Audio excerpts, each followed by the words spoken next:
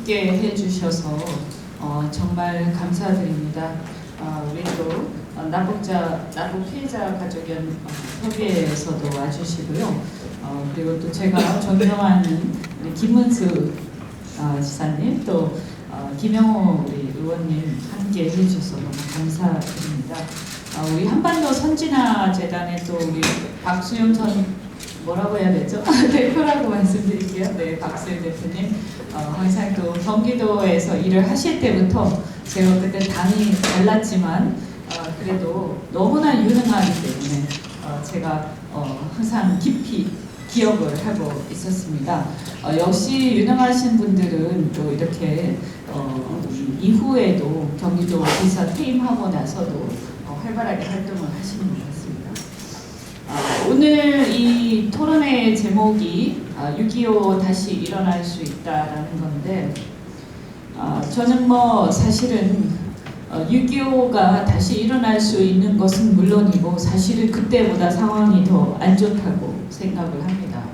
왜냐하면 그 당시에는 전 세계가 그래도 자유진영이 좀 똘똘 뭉쳐 있었고 어쨌든 간에 대한민국은 그 어떤 냉전 체제 하에서 어려운 부분들도 있었지만 어떻게 보면 그로 인해서 동북아에서 이 자유진영의 마지막 보루로서 전 세계의 지원을 등에 업고 우리가 나라를 또 지킬 수도 있었고 또 경제도 발전시킬 수 있는 그런 또 동력도 되었습니다. 그런데 이제는 그러한 전 세계적인 상황들이 많이 와해가 됐고요.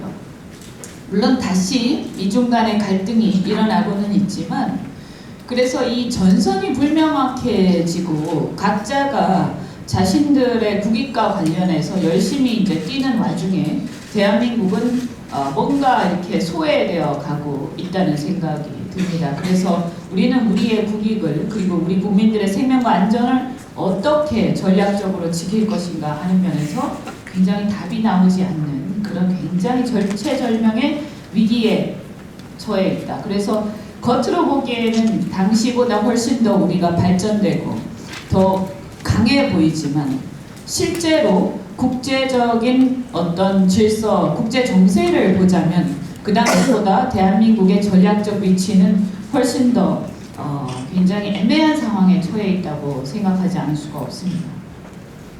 특히 최근에 며칠 전에 말이죠.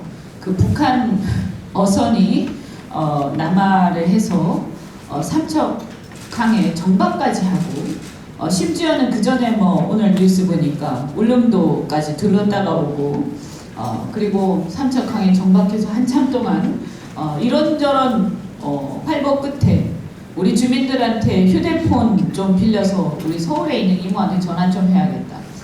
이렇게 해서 주민들이 신고를 해서 비로소 그게 포착된 이런 정말 웃지 못할 코미디가 벌어지고 있습니다. 저는 대한민국 군은 이미 무너졌다 이렇게 생각을 하고요.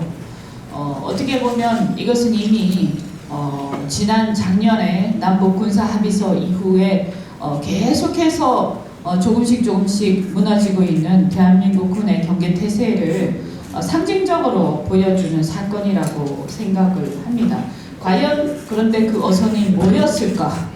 그리고 그분들의 왜 일부는 돌아가시고 북한으로 돌아가고 왜 일부는 남았을까? 북한으로 돌아가신 분들은 뭘까? 왜 그냥 보내줬을까? 충분히 조사를 하고 보내주는 것인가? 있을 수가 없는 일이라고 저는 생각합니다. 어떻게 이렇게 할 수가 있는가? 이게 나란가? 북한의 정체성을 두고 있는 나라가 아닌 이상 이렇게 할 수 없다. 그래서 저는 이런 생각이 들어요. 대한민국에 좌파와 우파가 있을 수 있지만 대한민국 안에서 공존할 수 있는 좌파란 무엇인가? 그래서 대한민국 안에서 대한민국의 건국과 대한민국의 정통성과 대한민국의 정체성을 부정하는 자들이 과연 좌파라는 이름으로 공존할 수 있는 것인가? 저는 외국의 유럽이나 미국이나 혹은 이 호주나 이런 쪽에 소위 좌파 정당에서 몸담고 있는 의원들을 많이 만나보고 대화를 나눴지만 국가적 전략과 국가 정신과 관련해서 자기 나라의 정체성을 부정하는 좌파는 저는 보지 못했습니다. 그래서 저는 사실은 대한민국 정치는 엄청난 개혁이 필요하다. 그런데 뭐냐? 소위 말해서 소위 좌파라는 이름 하에서 국가의 정체성과 정신까지 부정하고 건국의 이념과 어떤 건국의 역사까지 부정하는 세력들은 대한민국의 좌파가 아니라 반 대한민국 세력이라고 생각합니다.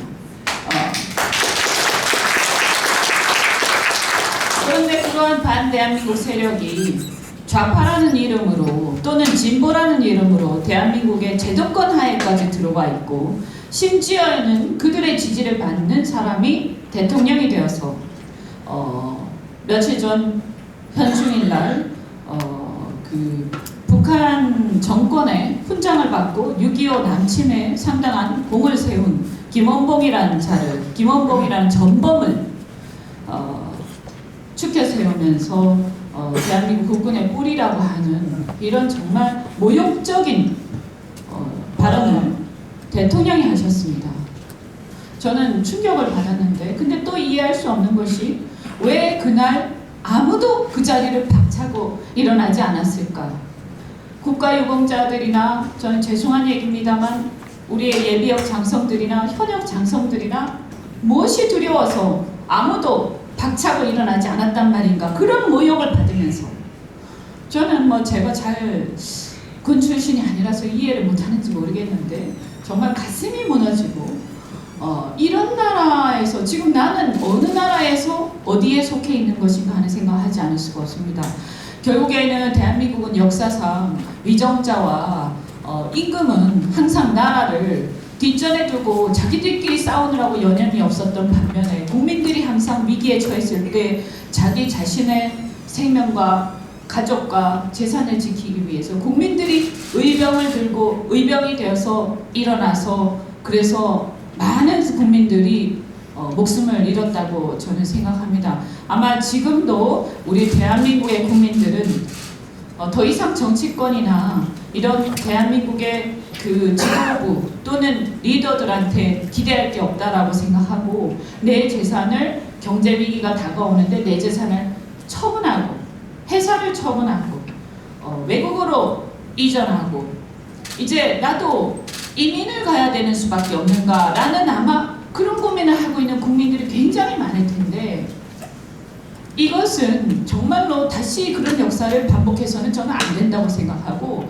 리더들이 앞장을 서야 된다고 생각을 합니다. 오늘 이 어떤 토론회를 통해서 이런 생각들을 모아내고 또 우리의 어떤 위기의식과 그 다음에 나라를 걱정하고 지키고자 하는 그런 의지를 다지는 계기가 되기를 정말로 바랍니다. 오늘 함께 해주신 우리 한반도 선진화 재단 그리고 관계자들 그리고 오늘 부여에서도 많이 오셨다는데 부여 공주에서 정말 감사드리고 또 함께 해주시는 우리 예비역 장성들께도 정말 감사드립니다. 대한민국의 대한민국 세력들을 저는 가만히 두어서는 안 된다고 생각하고 대한민국을 사랑하는 좌우를 불문하고 대한민국의 국가 정체성과 정신을 지키고자 하는 사람들이 함께 들고 일어나야 한다고 생각합니다. 고맙습니다.